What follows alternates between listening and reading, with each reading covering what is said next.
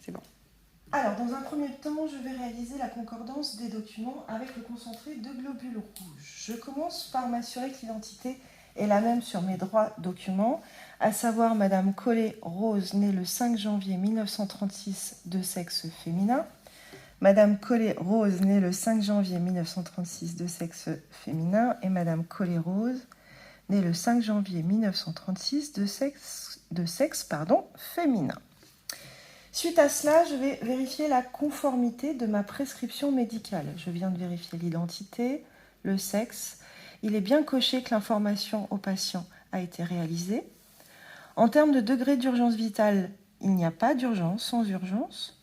Le service correspond bien au service dans lequel je travaille, à savoir l'orthopédie. Ce concentré de globules rouges est à préparer pour le 14 mai 2024, c'est-à-dire ce jour à 8h30. Je sais qu'en fait, cette prescription est dédiée en termes de pathologie, à une reprise de prothèse totale de hanche. C'est l'intérêt de la prescription. La patiente n'a pas d'antécédents transfusionnels ni de grossesse actuelle. La prescription a été réalisée la veille, hier, le 13 mai 2024, à 16h. J'ai bien le nom du médecin, le docteur Stourb, qui est interne, et j'ai bien sa signature. Ce médecin a prescrit un concentré globulaire de leucocytes, phénotypé RH et quel. Je viens de constater donc que ma prescription médicale est conforme. Ensuite, je vais vérifier la conformité de mon document immuno-hématologique, à savoir 2 déterminations à 2 moments différents.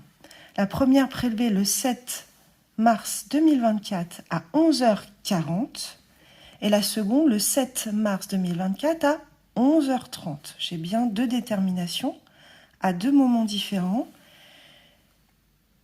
et mon résultat est bien signé par le médecin.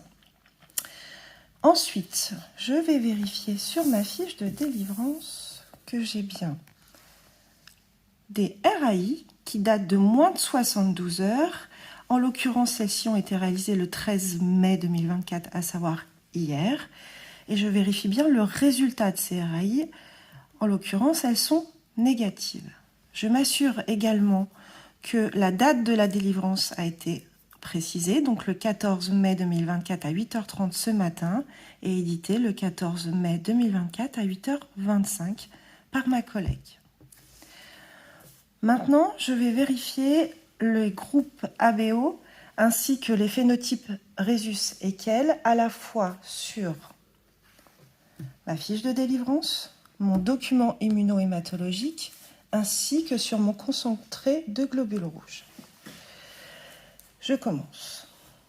A+, A+, A+, A+, A+, A+, A+.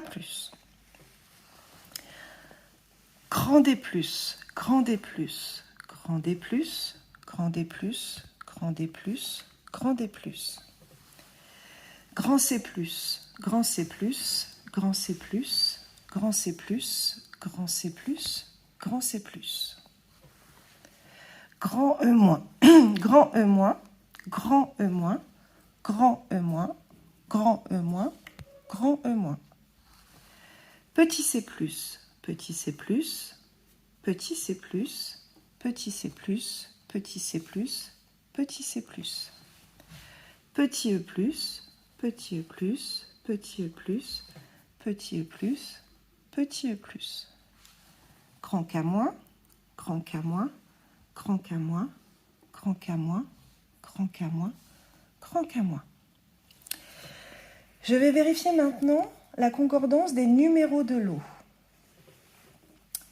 69, 69, 69, 69. 24, 24, 24 et 24. 139, 139, 139, 139. 64, 64, 64, 64. 79, 79, 79 et 79. J'ai terminé la concordance des documents avec le concentré de globules rouges. Je vais ensuite continuer par vérifier la péremption de ce concentré de globules rouges, à savoir le 31 mai 2024 à 11h28. Donc mon concentré n'est pas périmé. Je m'assure également de l'aspect, de la température et de l'intégrité de ce concentré de globules rouges. Je vais finir maintenant cette première partie de l'acte transfusionnel par la traçabilité. Il est bien précisé ici, coller la vignette et vérifier le numéro de produit, ce que je viens de faire. Donc je prendrai une vignette de mon concentré pour venir la coller ici.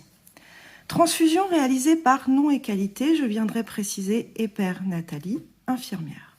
Contrôle concordance document, c'est ce que je viens de faire. Il est conforme, je viens cocher oui. Et ensuite, nous allons passer au contrôle ultime OLI compatible à l'aide du CUPT.